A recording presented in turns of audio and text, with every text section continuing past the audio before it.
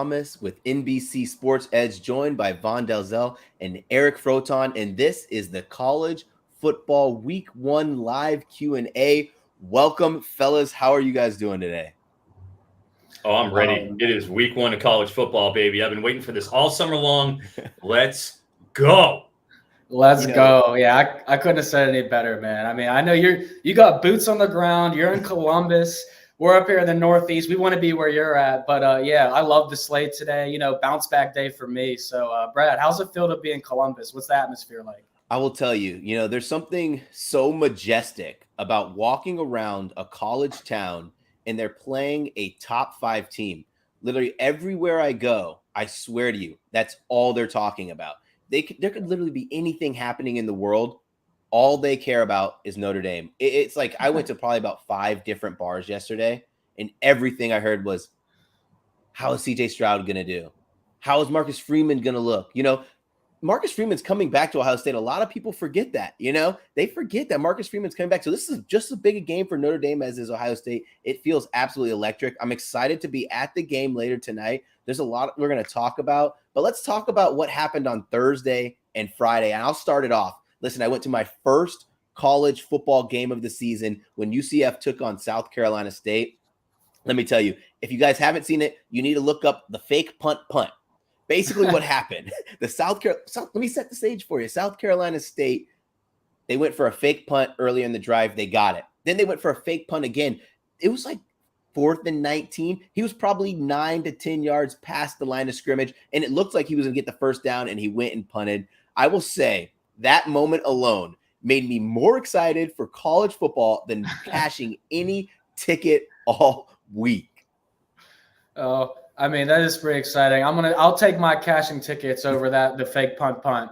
But yeah, I mean, Pitt came through for me. If you bet West Virginia plus 7.5, then you got that. You won that bet as well. So, by the skin of my teeth. And then Duke came through yesterday, but the over didn't. So yeah, I had a 4-1 week 0, 2-3 Thursday and Friday. I added Purdue money line, so that's my fault for not being even on the week. But I love today's slate, and I love the Monday game. Brad, we'll get to that one a little later. But Eric, Before we hop into the slates, man, how was your betting Thursday and Friday? Oh, it was great. In terms of Thursday, we saw Kevon Lee, as predicted. He was the 3rd leading ball carrier for Penn State in terms of touches and things of that nature. King Doru, he went over by 6 yards, unfortunately, actually 5 yards. The team ran for 61 in total. He got 57. The number was 51.5. So that was a narrow loss. But Darius Davis last night was 49.5 was his number. He was well underneath that. Looked great on the punt and kick returns. But that doesn't matter since he was the backup in the slot, and that was a nice, easy cash. So I'm currently 5-1 on my props plays. Feeling good. That's beautiful. That is beautiful. Listen, this is crazy. So, everyone loves to bet favorites. Favorites so far this season are 19-16 against the spread. So that means if you are betting favorites, you are up 1.2 units on the season. I feel like I've bet more than 1 or 2 favorites so far this year, but I know I'm going to have a ton of favorites today. And dog day. The dogs are barking, Brad. Don't do it. Wait, listen. We are going to talk about a dog that I really like, and I know you lean the other side, but it's just good to see because, the public, we want the public to win. We know it's us against the books. So it's good to see that the public's winning early, and let's see if we can get enough money to fatten our pockets this week. Let's start it off, guys, with the game of the week, a top 5 matchup. Notre Dame at Ohio State, the primetime game. The first time since 1978 that a top 5 team is a double-digit underdog, and that's Notre Dame, minus 17.5. Vaughn, tell me what you're thinking about this game. Man, there's so much that goes into this. Like you said, Marcus Freeman's like the talk of Notre Dame, but it's like there's guys on the football field too, there's more than coaching. But I do like what Notre Dame has going for them with Freeman. Like, I'm a fan of him. If you remember how they came out in that Fiesta Bowl against Oklahoma State, they were on fire. They did their thing. But shortly after that, Oklahoma State fired back, smacked them in the mouth. And then that same defensive coordinator at Oklahoma State is now at Ohio State. That's Jim Knowles. And if you know, Ohio State's main problem last year was their defense. They were an average defense at pretty much all times.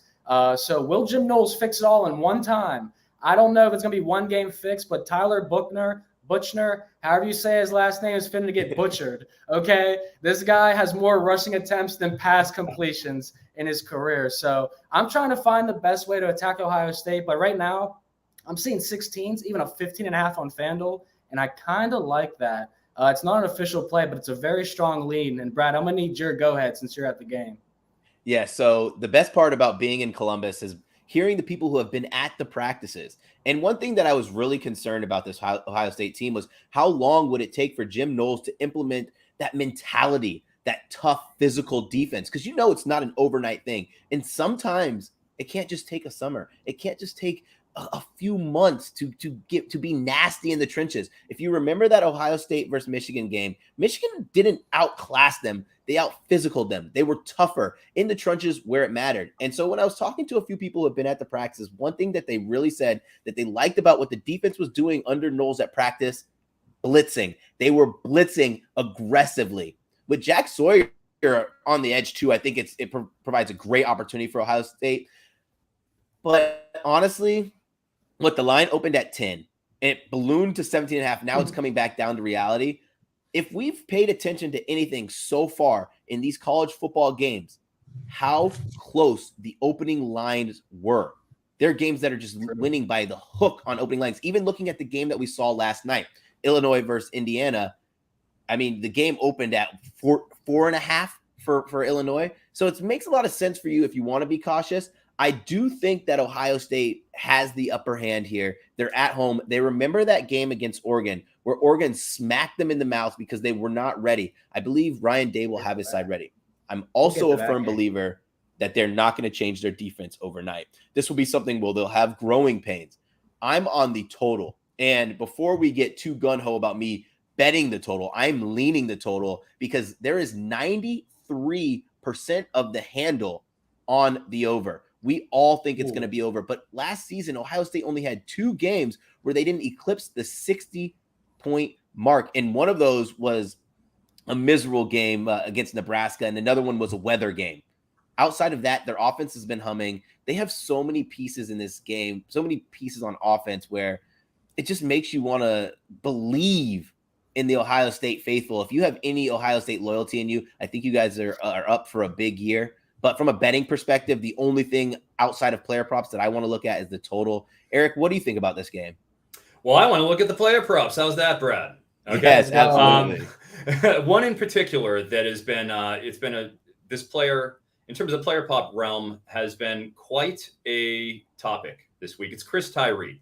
And the reason why is his receiving yards opened up at DraftKings at 8.5 receiving yards, which is an absolutely backwards looking line because what they did is they looked at what last year's game log looked like for Tyree.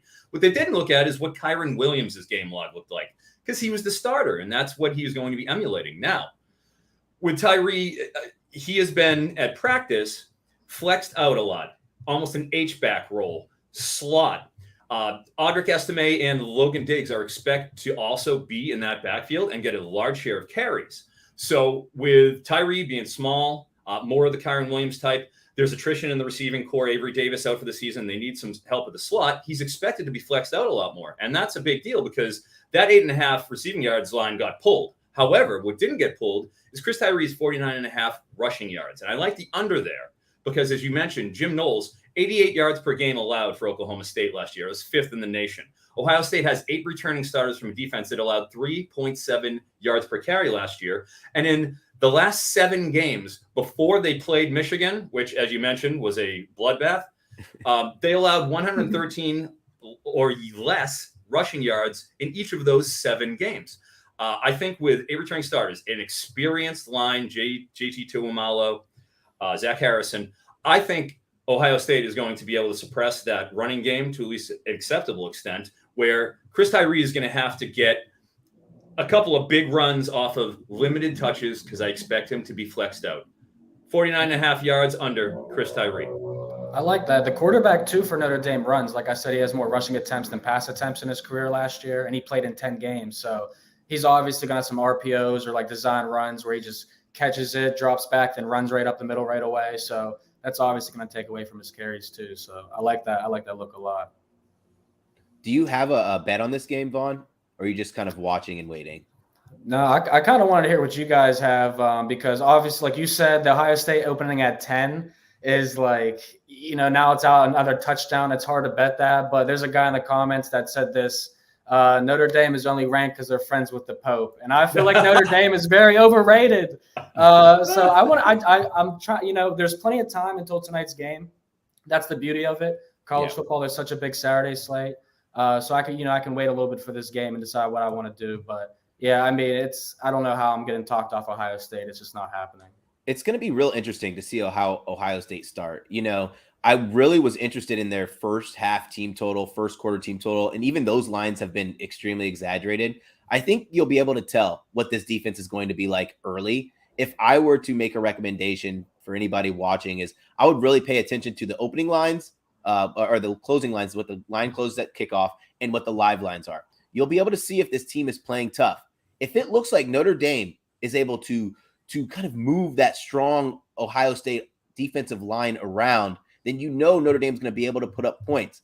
And then another tricky thing that you want to pay attention to. If Notre Dame comes out really hot, Ohio State comes out really hot, that total is going to balloon to somewhere around 80, 85. This is not a bet, but it is a recommendation. Pay attention to the under. This is what happens in high-scoring games very often. Teams get out to really fast starts. The pace is absolutely insane. It's impossible to keep up that pace through a college football game unless you're thinking about like the Egg Bowl back when it was like quadruple overtime. The under will be very juicy because what bookmakers want to do when you're betting a game, a primetime game like this, is they want to set that total really high when a bunch of points are scored because they believe that the public's mind naturally is going to think there's a lot of action going on. There's going to be a ton of points scored. So they set the line high, and that's how they're going to make their money. So pay attention to that. It's going to be very sweaty. I promise you. If they get out, if there's a 21-point first quarter, 28-point first quarter, something nuts, the line's going to get crazy, and you're going to be sweating all game. But I promise you, it is going to be a very, very good look. Yeah, I like that a lot. I think that's true stuff. I think we should get into our best bets now. Yeah, I think that we should give out. We can't use the L word on here because the L word's not a good word to be using in betting, period. But I think we got winners on the way. Who should be the one to start? Who wants to kick it off? I'll kick it off. Before I kick it off, I want to invite everyone to Notre Dame Pick'em, Irish Pick'em. Make NBC Sports Predictor a pregame ritual for every game. Play the Notre Dame Irish Pick'em for free for your chance to win $10,000 from first downs to touchdowns. You can win big. Feel free to enter with plenty of cash prizes. Go download the NBC Sports Predictor app. And the reason I said that is because I'm going back to the Ohio State game for my best bet. Okay. Guys, this line, we're never going to get this price ever again. It's Travion Henderson over 17.5 receiving yards. So early in the season last year, this line wasn't all that great because while Travion Henderson was getting the start, he was still kind of working himself into the fold. And then later you started to see not only was he getting more carries, he started to get more touches because they realized he has that change of pace that you really need. He hit this number quite a ton last year and especially late in the season, but a lot of that wasn't what I would recommend betting on. He didn't have a high A dot. It was basically him breaking free, which is great when you're betting a guy, but a lot of that is chance or just happenstance. Well, now what they're planning to do with Travion Henderson this year is get him involved in the short passing game. So instead of having to rely on 1 or 2 catches off 3 or 4 targets, you're going to see a guy who's going to get about 4 catches on 6 to 8 targets, because when you lose a guy like Olave or Wilson, sure, you have Njigba, Marvin Harrison Jr. and company, there is still a level of trust that CJ Stroud is going to have in the short routes with his running back because they have played together. They have been to war together. You don't know how your guys are going to respond until you've been in tight game situations. The second I heard the beat writers talking about Travion Henderson getting involved in the short passes, that let me know that this number was too low. I had the opening line. So when I had this game circled, I had the opening line at 14.5. with the max line that I would take at 20.5. I was a little disappointed that it was 17.5, but it makes total sense. I expect him to get 6 to 8 targets in this game, and you already know they're going to design at least 2 screenplays for TreVeyon Henderson. And if this offensive line can remain tough and get out there and block guys, he can cash that in one run, one catch. So that's TreVeyon Henderson over 17.5 receiving yards. Vaughn, start with us with your best bet of the week. Yeah, I could get down with that. I definitely, after I go, I'd love to hear Eric's thought process on that bet too, Cool. because, as you named, there's plenty of Ohio State guys around them, but my thought is one screen pass, and this guy's probably getting 20 yards on that play. So I do see the upside in there, but I broke a rule, guys. I told everyone to bring one best bet, but I brought 2 of them. Yes. How dare you? So how dare I? But hey, I'm all about the winners. I'm for the people. So that's what we're doing here. All right. So the first best bet, we got 1.5 units on App State. I did play them at +2.5. I played them on the money line. Now they're out to -1.5, -2.5 everywhere. I would not recommend taking App State at -2.5 after they opened at 2.5-point underdogs, but I still recommend playing the money line. So if you guys didn't know, yesterday, tickets for this game were reselling at $1,800. For North Carolina at App State, that's how excited they are for this game. Because they are considered the little brothers of North Carolina. But are they? Are they really? Because North Carolina's had a couple seasons, but on the road, this team has been terrible, guys. Like 5 wins and 15 losses in their last 20 road games. App State, terrific home environment, 27 wins and 2 losses in their last 29 home games. And you look at Drake May making his first road start as a freshman. He played Florida A&M last week. It looked all good and gravy then, but now it's not going to be as easy. So I definitely like App State, who has a great quarterback, former Clemson quarterback in Chase Bryce. They have a good running back duo, great linebackers in secondary. And now that UNC is the underdog, guys, they are 2-13 in their last 15 games since 2017 as a road underdog. All right. Wow. All they beat was Miami in 2020 and Pitt in 2017. So give me App State. Eric, what do you think about TreVeyon Henderson and the App State Mountaineers? What's your best TreVeyon Henderson, absolutely. I appreciate it's something I certainly looked at that 17.5 yards mark, because we've seen him, and like Brad said, sure, it's a short ADOT. We're talking about one of the most explosive players in the entire nation. Even if he gets one, I mean, he has, if there's anybody who has the ability to make chunk, game-breaking, explosive plays, it is TreVeyon Henderson. In fact, the first game we saw him last year, where Mayan Williams was starting, he took a swing pass in that game and went 90 yards and took that to the house. And that was really the showcase. It was that first play that he made was on a swing pass, and that opened everybody's eyes to be like, all right, this man has arrived. So I sincerely do like that play. I think that's solid. And I think you should pair it with Garrett Schrader. Syracuse is over 163.5 yards. And the reason why this is such a good play, why it's my best bet, and I love it, is because this is another backwards looking line. And that you're going to get a lot of that in week 1 from the books, who don't know how to really go through the depth charts and parse them correctly. Garrett Schrader will be working with a new offensive coordinator this year. His name is Robert Anae, and he was the offensive coordinator at Virginia last year.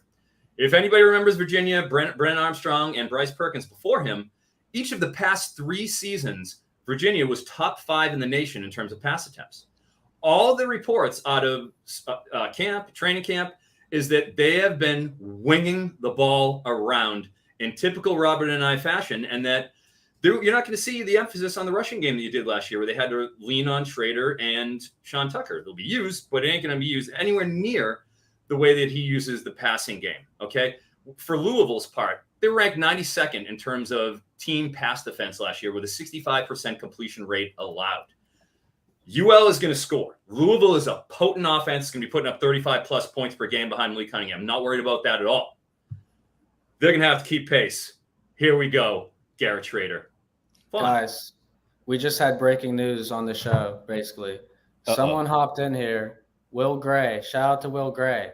Josh Downs just got announced out within 20 minutes ago, the wide receiver for North Carolina. Wow. App State is still -128, -130 on the money line. Let's raise this -1.5 units up to 2-unit bet. This is going to be the biggest of the season, baby. Josh Downs is the engine that makes that offense go. Like, wow. That's huge. All right. App State primed at home. All right, I might fly down to App State after the show. I'll be there at halftime. All right, this is hype. I can't wait. So thank you, Will Gray. Someone said App State money line is minus 150 on their site. I gave it out a couple days ago, more like 5 days ago. But yeah, I would still play the App State money line at 150. Like I said, I couldn't recommend buying the spread. But thank you, Will Gray, for breaking the news for that. That's pretty exciting for my best bet. Eric, I do like your best bet. I like it a lot. The second Eric told me about his best bet, I literally ran to put it in. I think that was, what was it, like yesterday or the day before? I was like, I'm locking in. I think I did it like mid-show. I was like, this is a must bet. I want to get your question, your thoughts real quick before we move on. So there was a lot of talk about May's brilliant performance against FAMU. And I think that we should take that with a grain of salt. Do you guys think that performance was that good? I know he threw for 5 touchdowns, but when I was watching the game, I felt like he missed a lot of reads and his passing wasn't as effective as the media made it sound. What are you guys' thoughts? Eric, start us off. Sure. Drake May. I mean, true pro style quarterback, very highly touted prospect who waited his turn behind Sam Howell last year. I suppose if you're going on the Sam Howell scale of how I feel like he was all right, Drake May, basically, if we're parsing him off of him. Now, were there growing pains? Certainly. It was Florida A&M, and you saw him in the first half, he was struggling a little bit, but I do feel like he was able to get it together in the second half.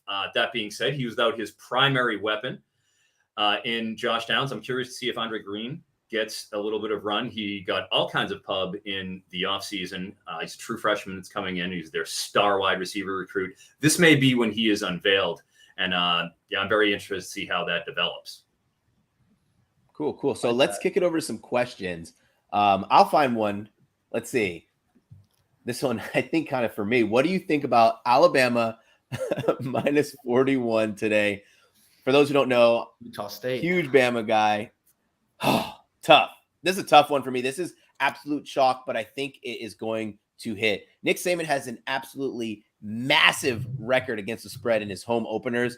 And one thing that a lot of people didn't realize about Alabama that is going real unnoticed, their offensive line could not be worse than it was last year. There's supposed to be massive improvements on the offensive lines coming from a new offensive lines coach and another year of experience. But to make things better for that offensive line, last year they didn't have a viable check down option coming out of the backfield. And that's no knock on Brian Robinson Jr. It's more of a highlight of how Georgia Tech transfer Jahmyr Gibbs' pass receiving game is.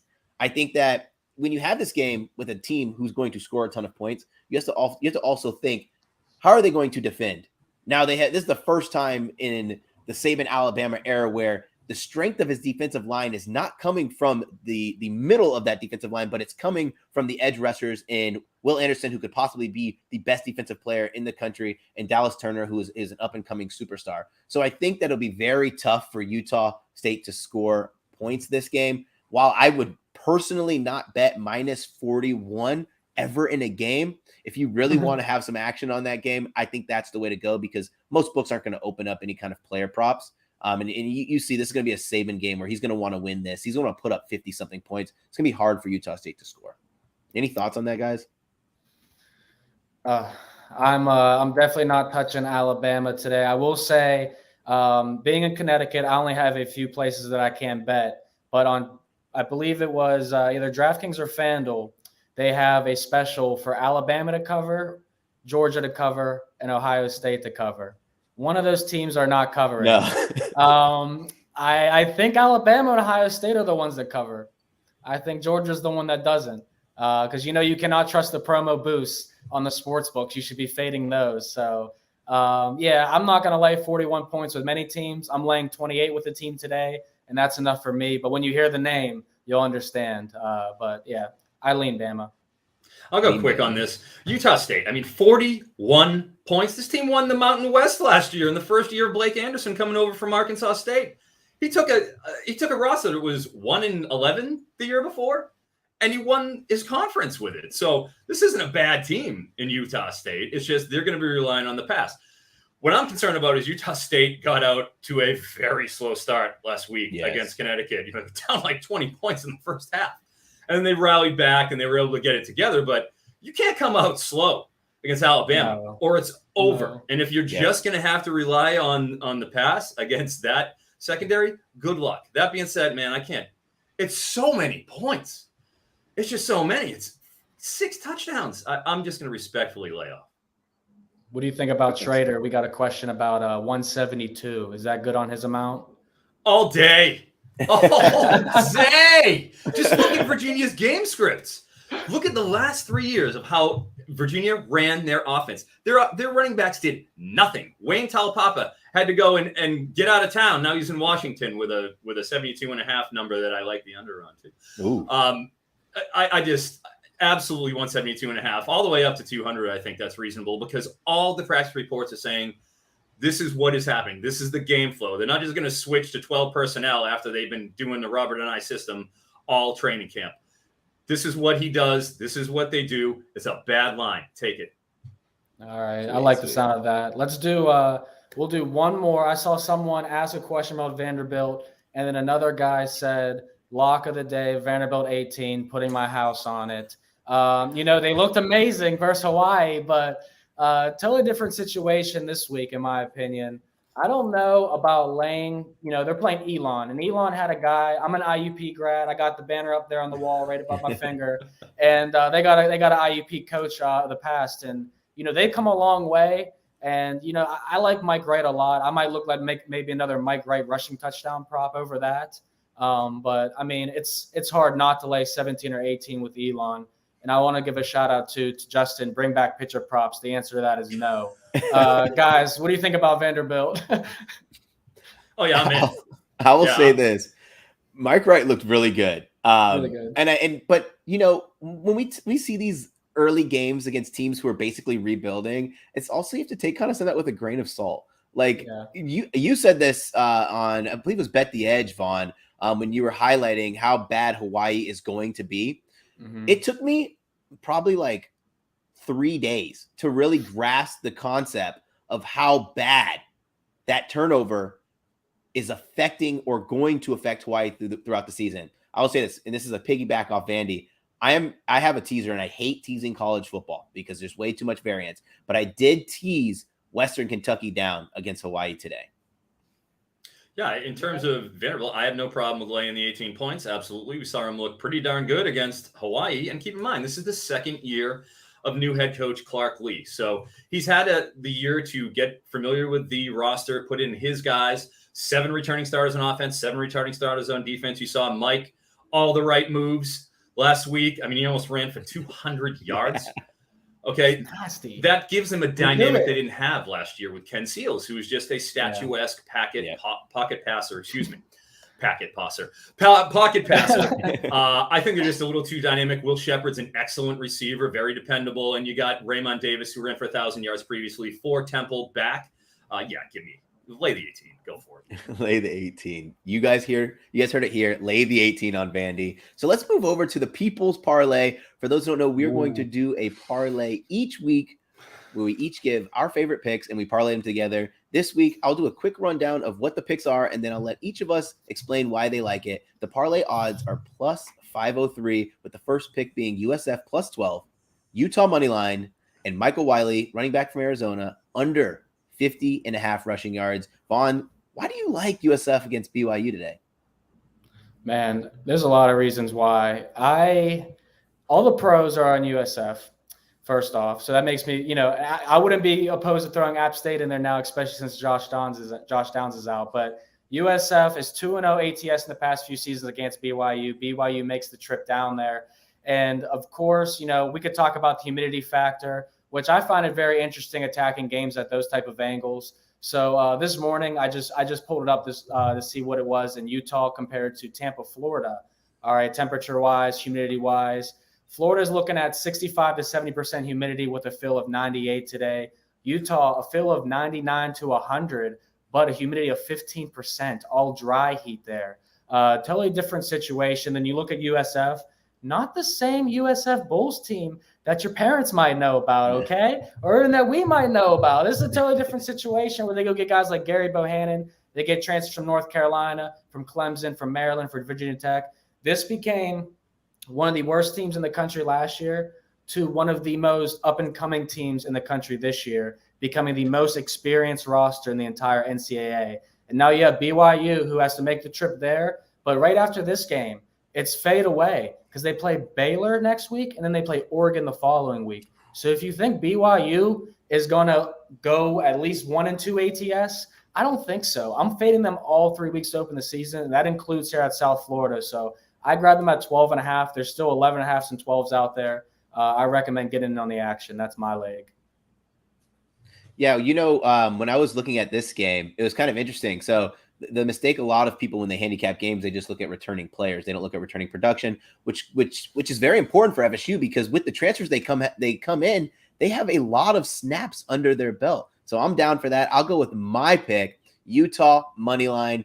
And the reason I'm not too gun-ho on the Utah spread anymore is because Utah opened up as a 6-point dog, guys. When their line initially came out, they were a 6-point underdog. When the week 1 lines were released, if you weren't quick to act, you literally are looking at a 9-point swing. I got them at 2, and I'm totally cool with 2. But money line here makes a ton of sense. There's the humidity factor we're going to have to worry about. That's natural. But Kyle Whittingham's team is a team that is poised for a serious playoff run. A lot of that has to do with returning production. They get a lot of credit for that good defense that only allowed somewhere around 22 points per game, and not as much credit for that offense. This offense under Cam Rising, who is a legitimate Heisman candidate, is going to be electric. Cam Rising's getting 5 of his 6 starting wide receivers back. And you pair that with an elite running back in Tavion Thomas, that offense is going to be great. If we saw anything from that Rose Bowl against Ohio State, we saw that they can go toe-to-toe with the best offenses in the country. And then on the other side of the ball, we have the Florida Gators. Billy Napier might have some tricks up his sleeve, but he is inheriting a program that's in total disarray. I really like Anthony Richardson, but it will take a Herculean effort from Anthony Richardson to put up enough points in this game to kind of make it feel like Florida will have a chance every second of the game. I feel like this is going to be one of those games where it reminds me of Alabama traveling to the swamp. It's hard to win games in the swamp. Very, very hard. And Alabama saw that firsthand. But if you watched that Alabama game, I was at that game. If you watched that game, there was no moment, unless you're a Gator fan, where you thought the Gators were going to win that game. Not legitimately. It felt like they were in the game, which I think is going to happen against Utah. They're going to be in this game, and it will probably end as a 4-point game for Utah. But Utah has the talent, the returning talent advantage over Florida. They have the skill position advantage over Florida. And sorry, Napier, they have the coaching advantage over Florida. That's why I'm on money line here as my people's parlay pick. Do you guys have any opinions on that game? Eric? Well, first off, I'm jealous at all these games you get to go to, Brad. When does NBC send me to these games? I want in. I want to go to the Alabama games. I want to go to the Columbus. All right, let's make this happen. No, you get UConn and UMass. Except I get UConn and UMass. Okay, that's fair. That's fair. I'm in Rhode Island. I can get there within an hour and a half each way. That's fine with me. We're going to Stores, Connecticut tomorrow. That being said, in terms of how I feel about this, I think Florida's defense is extremely talented. If you look at the 247 player rating, across the board for that defense, it's a top 10 unit in the country. So I really like that. Utah traveling across the country, as you mentioned, the cramp factor with Utah going there in the heat, the sweatiness, the humidity, that's going to be an issue.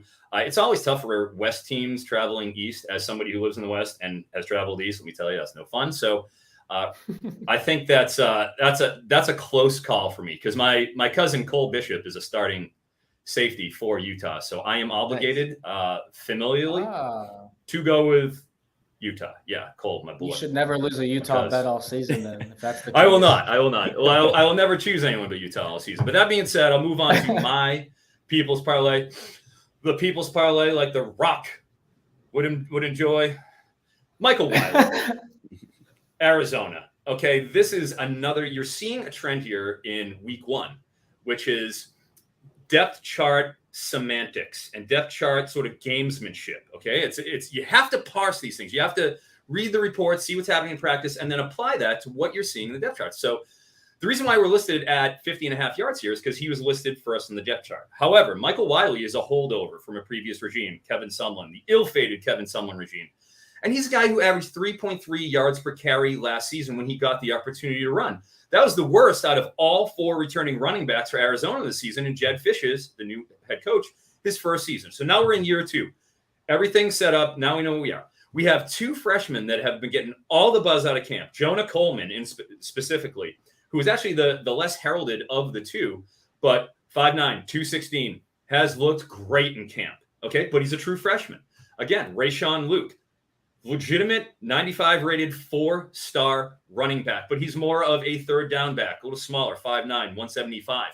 So you have that sort of tandem coming in, similar to what we saw from Penn State with Kevon Lee. Actually, and then you have Nick Singleton, you had Katron Allen, and you saw both of those freshmen get more carries than the person who was listed as the starter. I think it's the same exact situation here. Okay. Not to mention, you got San Diego State they're playing against at San Diego State. That's 2 miles from where I live. I mean, come on now. That's my backyard, baby. It is. San Diego State last year allowed 80 yards per game on the ground. That was 3rd best in the nation. I don't see how you're going to get somebody who's going to be splitting carries likely 3 ways, not going to be in there on 3rd downs, is nominally the starter simply because of a seniority play, in my opinion. You're going to see more Coleman, more Luke on the passing downs. He's not going to have the opportunity to get that. And even if he did get a full complement, you're talking about a vicious run defense that brings back 5 of their top 7. Michael Wiley under. I want you to treat this like Mega Man treated Dr. Wiley. Fire plasma balls at this all day. Boom. A quick rundown of the People's Parlay before we move on. It's People's plus 503, USF plus 12, Utah Moneyline, and Michael Wiley, the running back out of Arizona, under 50.5 rush yards. I want to touch on this question comment really fast before we move on to our head-to-head battle.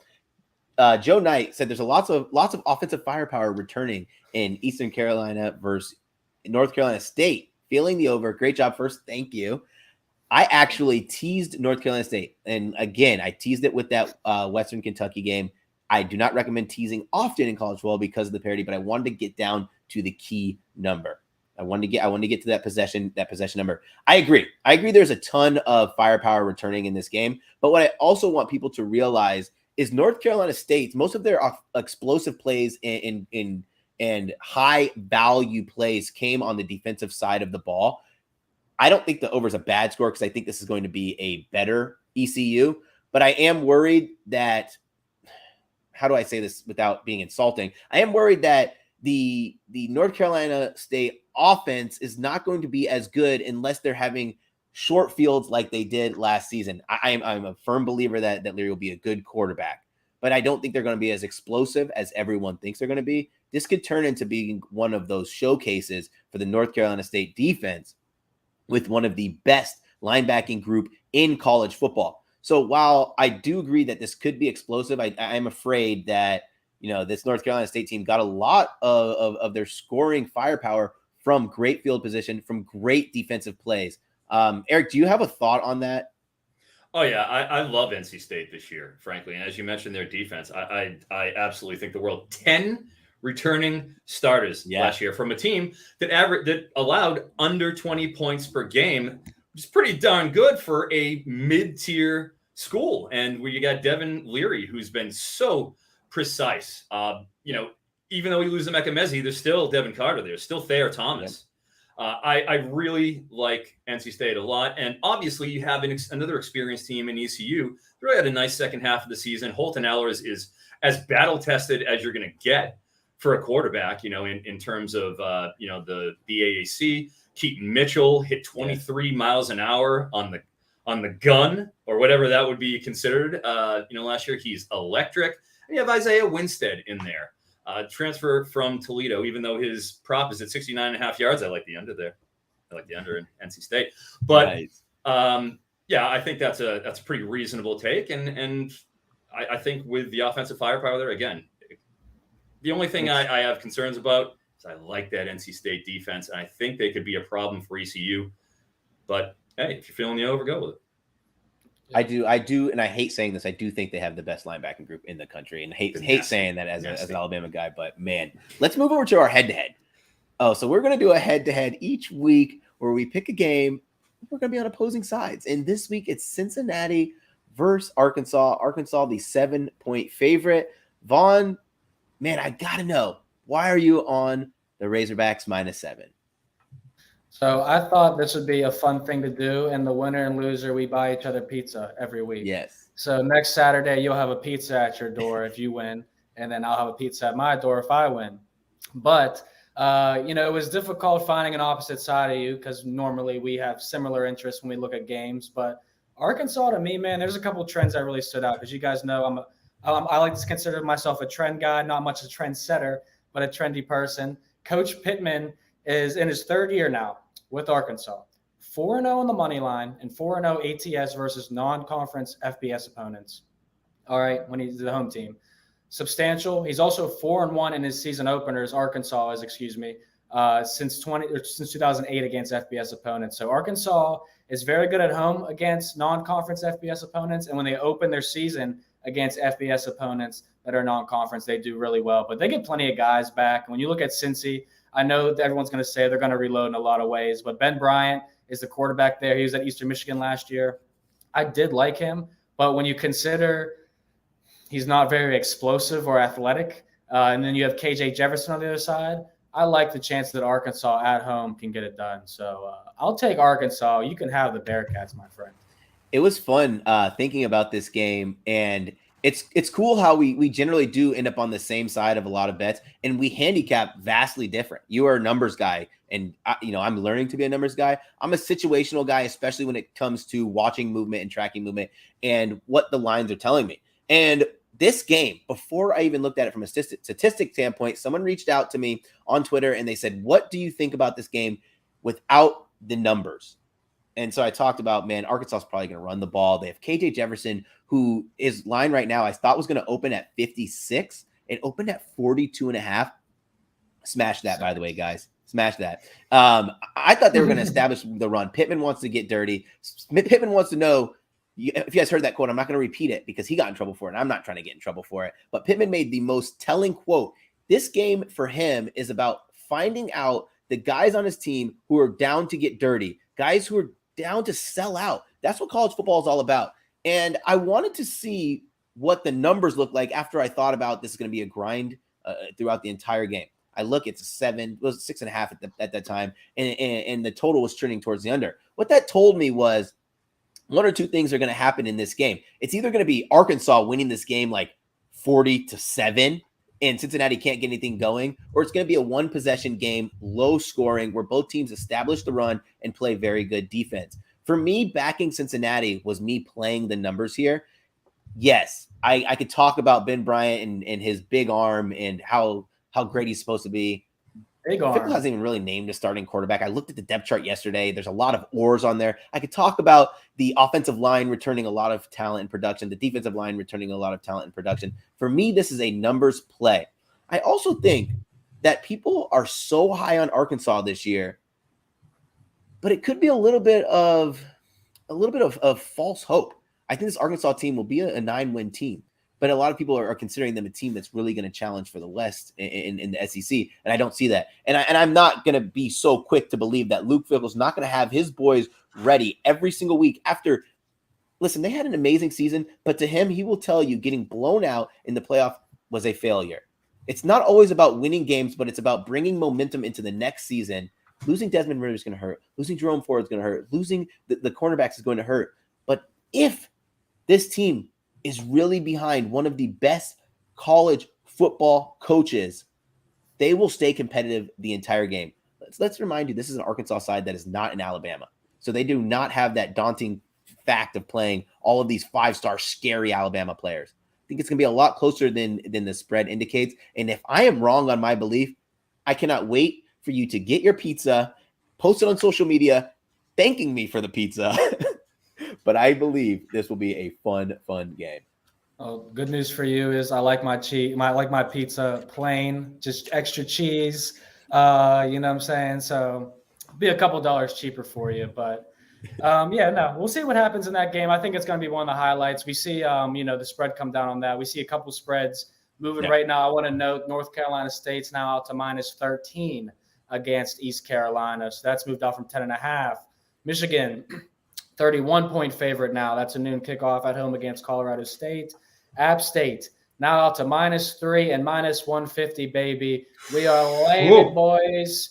Maryland out to -24 at home against Buffalo. That opened up at 21.5. Boston College out to a nice round 8 against Rutgers. That was 7.5 as of yesterday. Let's run through our best bets, gang. Yes. I'm going to kick it off. This one is non-attractive game whatsoever, but this was going to be part of my best bet segment, and then we got sidetracked having some fun. So let's talk about Tulane football. Do you guys want to talk about Tulane football? Because I do. All right. This team is taking on the easiest game of the season. All right. They're playing UMass. So as you guys know, UMass is atrocious. All right. Tulane's laying 28 points. They've only been favorites of 21 or more since 2013, and they've covered every single time, winning by 42, 52, 29, 45, and 27. So the books are telling you the Tulane Green Wave, are about to lay some wood on UMass today. And when you look at UMass opening the season, since they joined the FBS 10 years ago, they're 1-9 ATS and 0-10 in their first game back. And then icing on the top, UMass, 16 straight losses on the road since 2019. They are 3-12-1 ATS in that stretch. Tulane's only 2 wins last year were by 31 and 42 points. They get 9 guys back on offense, 9 guys back on defense. Lay -28 with Tulane. I love it, honestly. 1.5 units, my second biggest play of the weekend. Cool. I'll go to my next best bet, and that is LSU versus Florida State. LSU -3. This is another game where if you miss the key number, you might be in trouble. I've seen some books at -3.5. I got it early at -2. And for me, this is a battle of the defensive lines and the home field advantage. LSU is playing this game in New Orleans. This will be sold out. The last few games that LSU have played in New Orleans, they've won a Sugar Bowl. They've won a national championship. They are absolutely dominant with that advantage. And it's a battle of the defensive lines. I think that both are going to have talented defensive lines. Florida State, the weaker of the 2 offensive lines. And luckily for LSU, Brian Kelly comes in to give a resurgence to this team. Has yet to name a starter, but I am a firm believer that this is Jaden Daniels' team. Why that's important? When you're going up against a good defensive line with a work in progress offensive line, it's good to have a mobile quarterback with experience under his belt. I think this is going to help LSU a lot here. And why I say playing the key number here is because this will be a 1-possession game throughout the game, and you don't want to get caught on that nasty hook at a 3.5. So I'm backing LSU in the practically home game against Florida State. Eric, give us one of your remaining best bets. Sure. Well, I had a best bet up here that was Garrett Schrader, who I feel like we've already pretty much covered that succinctly. So I'll move on to a different one. Rocket Sanders, Arkansas. We've been talking about the Arkansas-Cincinnati game, so it's my turn to kind of get in there a little bit.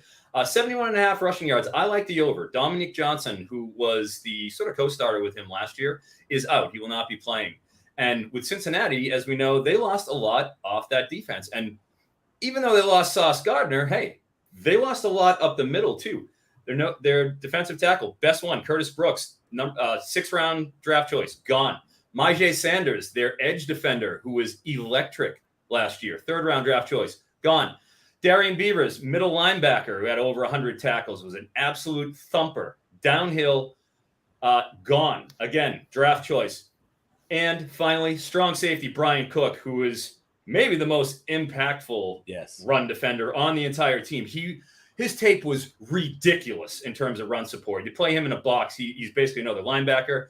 Number 2 draft choice, he's gone. They're weaker up the middle. And when you have a team like Arkansas, Sam Pittman, their head coach, one of the greatest offensive line coaches of the past decade, sincerely, in the NCAA, an absolute mensch, he's going to have this team ready to go and ready to run.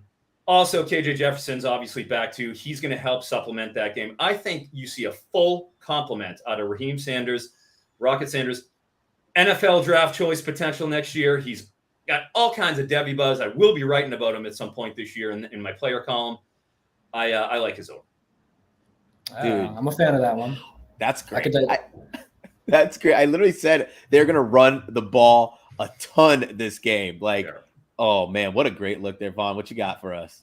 All right, yeah, I'll ride that one because I may be the loser. By the way, the comment section's talking about this Arkansas team. But I'm going to go to a mid-major. We're going Army, Coastal Carolina, boys. We're going this under one. 53 and a half. Whoa. Of course you like it. What's not to like? Listen, Army, very profitable on the road. 4-2 to the under in 2019, 2-1 to the under in 2020, 3-1 to the under in 2021. Coastal Carolina doesn't get many home non-conference opponents, but when they do, the under hits pretty often. You look at both these teams. Eric, as you know, triple option offenses, baby. One's a little more modern. One's an uncle, one's a nephew. You know what I'm saying? And they're going to be able to play against each other very well because they have time to practice. It's week 1. They didn't play in week 0. So they're going to be able to game plan versus one another, and they have familiarity with one another. So give me the under 53.5 in this game. I'm expecting 24-17, something of that sort. It's going to be a snoozer. Vaughn, Brad, I love that. I just want to jump in on that a little bit. Keep in mind, Coastal Carolina is turning over almost their entire offensive line. Yes. It was their 2 best receivers. Isaiah Likely's been lighting up Baltimore. 4 starters on offense back, something like that? No, 4 stars in the entire offense. Grayson McCall has been hurt. He's obviously a really good signal caller, but he's working with a whole new group of receivers and linemen. If you watch that team, they use a lot of motion pre-snap. There's a lot of cohesiveness that needs to be there in order for that offense to work as effectively as they need to for head coach Jamie Chadwell. I think Army's going to be able to exploit this. I love the under. Brad, what you got? What's your pick? Game. I'll do our collab, and I'll be quick with it because I want you to be able to talk on your side as well. The collab, Clemson versus Georgia Tech. Clemson minus 22. If you watch our shows or go on NBC Sports EDGE.com, you will get all of our plays throughout the week. And why this is important is because this line is already at 23.5 and 24 in some places. I am all obsessed with this game. It is a battle of a stout defense against an offense that has so much attrition. They have so much change and turnover they have to figure out. And yes, guys, I am higher on DJU than many people, and that is because he has a young freshman waiting in the wings. He has an opportunity to either put up or shut up. And last thing I'm going to say about this game, the most important hire for them is one that they did by making Brandon Streeter the offensive coordinator. He now has a QB coach as his offensive coordinator. The marriage between the two is going to help the chemistry. It's going to help his growth, but it's also going to help him in game when he's struggling. Give me the big, juicy spread.